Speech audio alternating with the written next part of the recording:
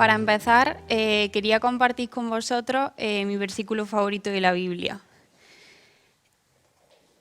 En Jeremías, el capítulo 29, el versículo 11, dice: «Porque yo sé muy bien los planes que tengo para ustedes, afirma el Señor, planes de bienestar y no de calamidad, a fin de darles un futuro y una esperanza». Bueno, pensando un poco qué compartís con vosotros, al final lo que es, de alguna forma siempre es cierto, filtrado a veces, es nuestra propia experiencia, ¿no? Y lo que nosotros hemos vivido.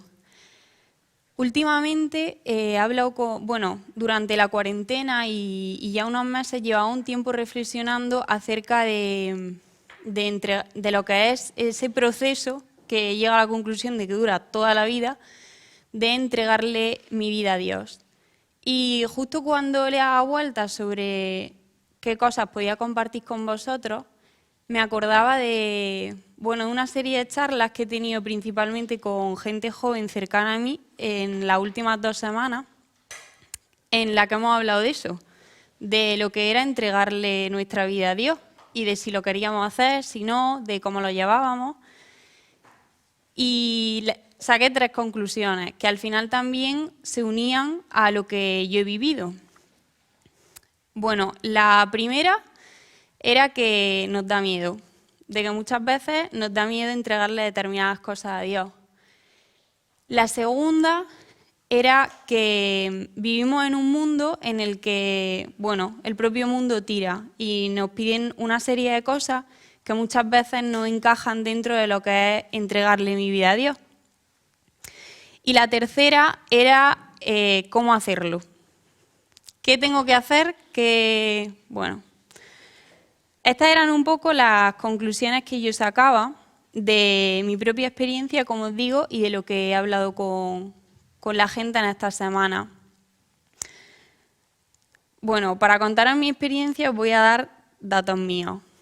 Yo soy una persona de las de... O sea, yo el domingo, de hecho, hoy que es viernes, sé lo que voy a hacer todos los días de la semana hasta el domingo. El domingo por la tarde todavía está en duda.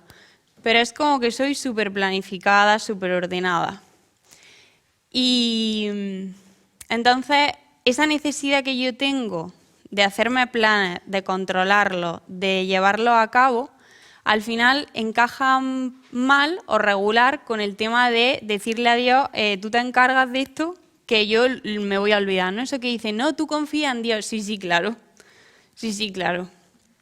Pero bueno, de alguna manera esa es mi propia lucha, ¿no? El fiarme de verdad de Dios y el fiarme de que Él tiene el control y no pasa nada. Y por eso ese versículo que os compartía, a mí, lo tengo siempre que, cuando me voy mudando, lo pongo en mi habitación o en algún sitio, lo tengo para recordarlo, ¿no? De fiarme de Dios y de que Él sabe los planes que tiene, ¿no? Cuando yo tenía 18 años, con 18 vas tomando una serie de decisiones para empezar la carrera y esas cosas.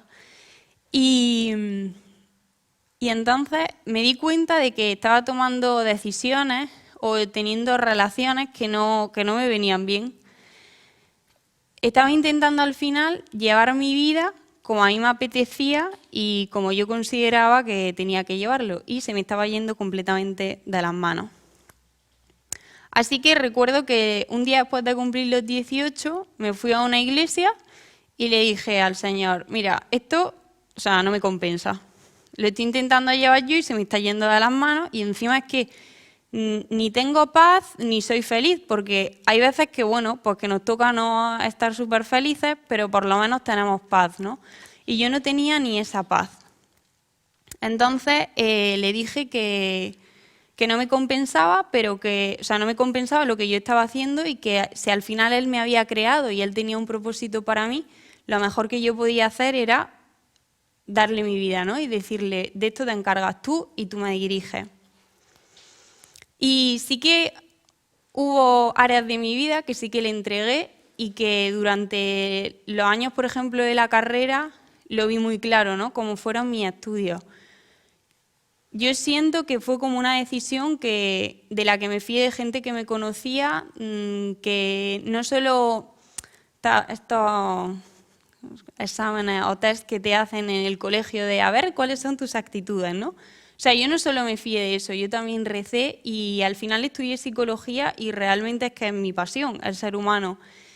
Y he tenido la oportunidad, ¿no? O sea, he tenido momentos académicos de decirle a Dios, esta oportunidad académica para mí es súper importante y quiero hacerla, pero solo va a salir si tú quieres.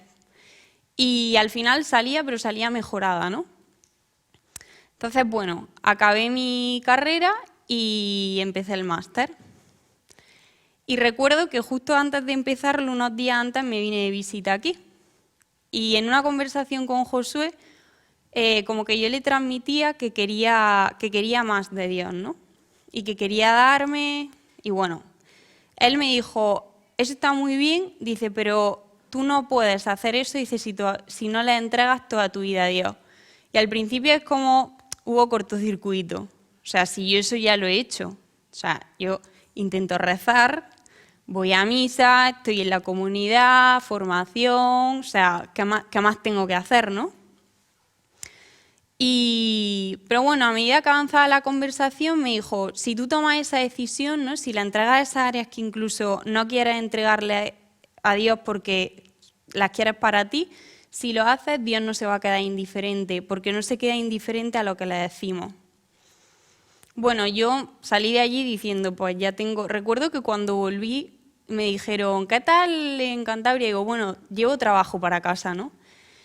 Y hubo un tiempo en el que estuve rezándolo, en el que estuve pensándolo y me di cuenta de que había áreas de mi vida que pues que no le había entregado a Dios realmente, ¿no? Una de ellas, por ejemplo, era el tema de mi vocación. O sea, yo quería, por ejemplo, ¿no? Bueno, por ejemplo no, ¿verdad?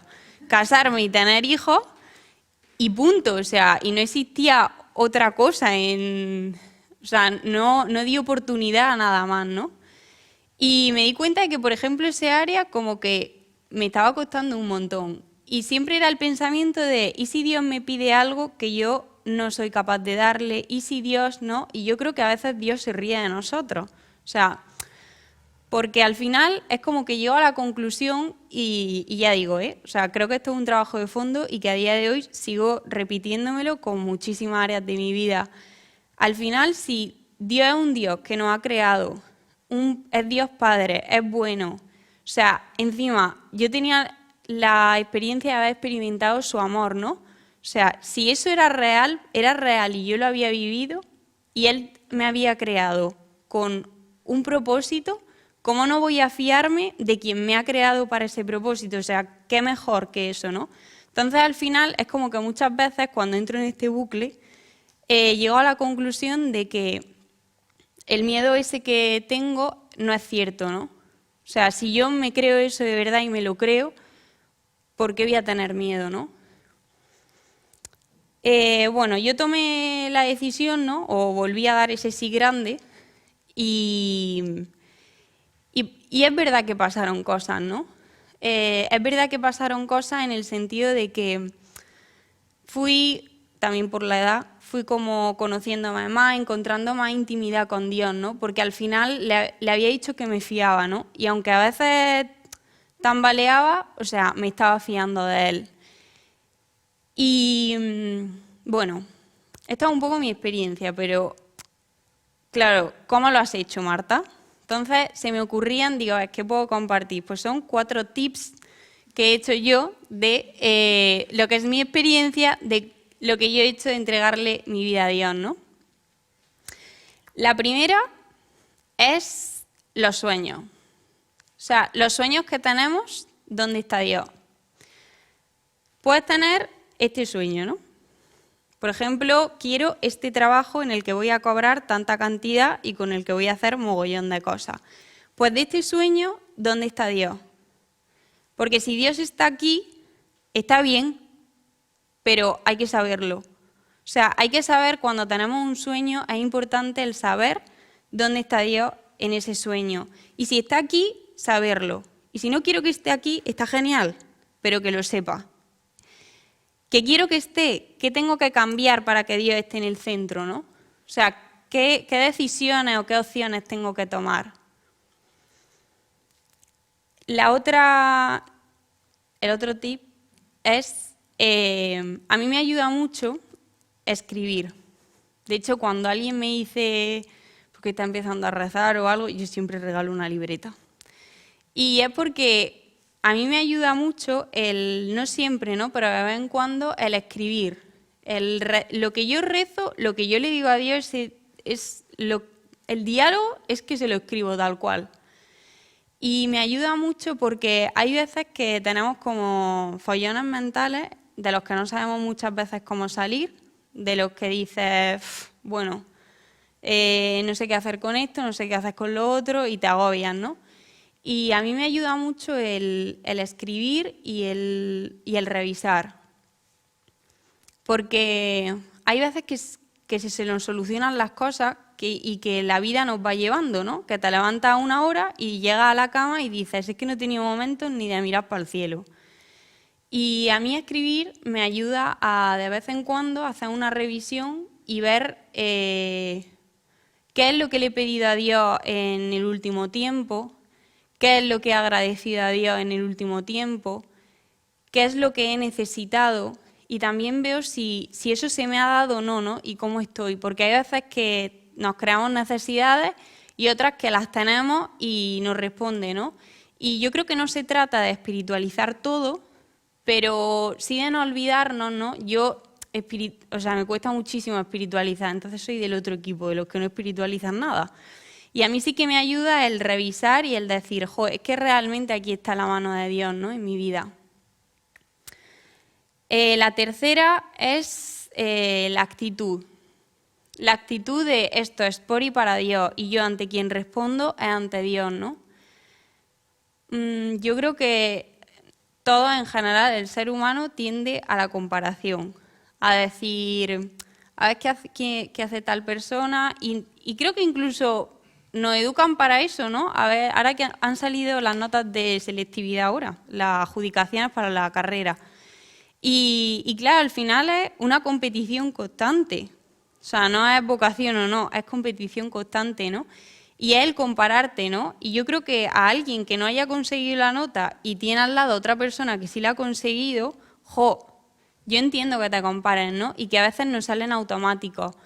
Pero sí que reflexionaba, ¿no?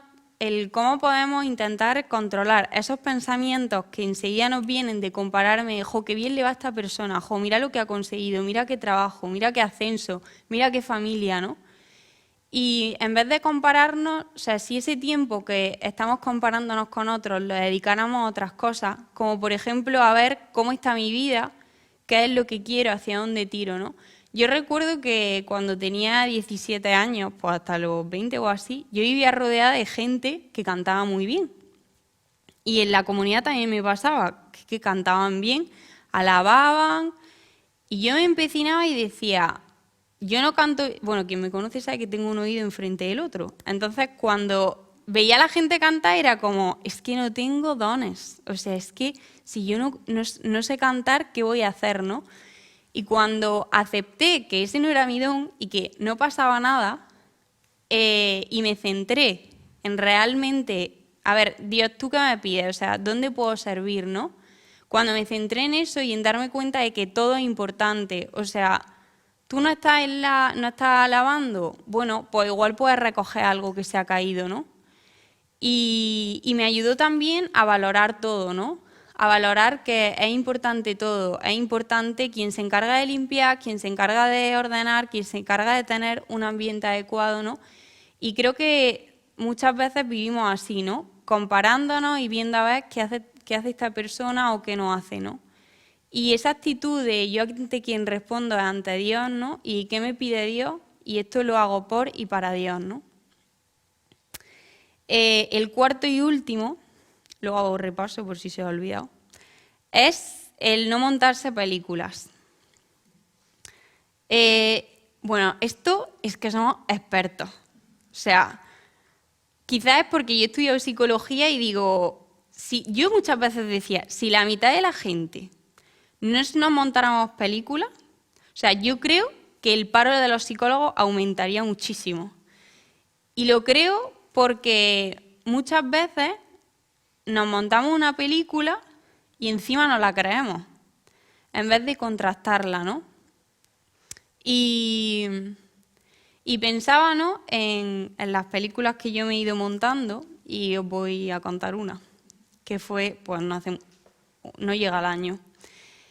Yo acabé el máster hace unos meses y cuando estaba ya terminando y decidiendo a ver qué hacía, pues era como que se me abrían mogollón de oportunidades. Yo recuerdo estar en clase y que la gente estaba súper agobiada, que si el paro, que si tal, que si no sé qué, y yo no paraba de oportunidades. ¿Quieres irte a tal? ¿Quieres hacer tal? Y yo estaba como muy agobiada.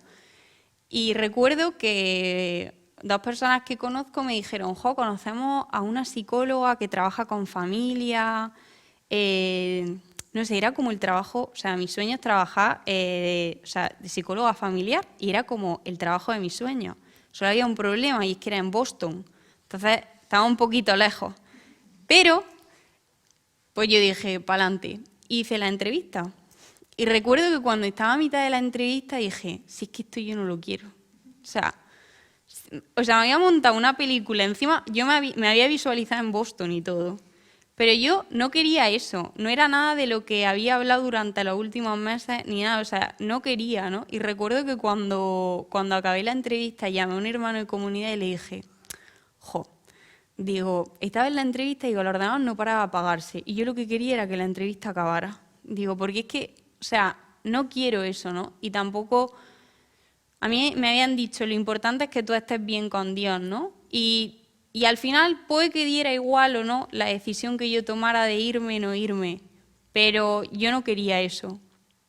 Y me había montado una clase de película que, de hecho, cuando se la conté a mi acompañante me dijo, pero Marta, si no hemos hablado nada de eso en los últimos meses, ¿a santo de qué haces esto, no? Y yo creo que está bien cuando paramos la película, cuando no la rodamos. A mí eso me ayuda mucho, o sea, a mí me cuesta compartir lo que vivo o no vivo, sobre todo lo que me cuesta vivir, ¿no? Pero he aprendido que el hecho de compartirlo con hermanos, pues si puedes en tu familia, con gente que te quiera, con tu acompañante, al final lo que hace es que te ayudan a aterrizar, ¿no? A decir, esto sí y esto no, ¿no? Necesito ayuda con esto y con esto no. Entonces, bueno, yo creo que es importante eso, ¿no? No rodar la película, sino decir, corten y contrastar, ¿no? Confrontarnos. Para resumirlos, los 4 que he dicho, por si os ayudan, a mí son los que me han ayudado, son ¿dónde está Dios en los sueños que tenemos? O sea, ¿dónde posicionamos a Dios? ¿Cómo lo tenemos en cuenta? Apuntar para ser conscientes de cómo Dios actúa en nuestra vida.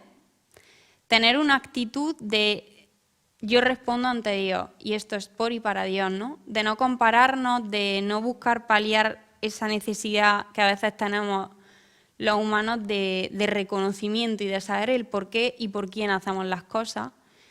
Y la última, la de no montarnos películas. O sea, el tener a alguien de confianza a quien contarle nuestras cosas y contarle lo que nos preocupa, ¿no? Bueno, yo he llegado a la conclusión de que realmente esto es un proceso, ¿no? Y yo vivo constantemente en esa lucha, ¿no? De no intentar planificar todo, de no intentar controlarlo. Y hay veces que en esta cuarentena, por ejemplo, dije, ¡buah, este es el momento perfecto! No tengo excusa para no rezar, o sea, hay tiempo de sobra, puedo hacerlo por la mañana, por la tarde y por la noche, no había nada más que hacer.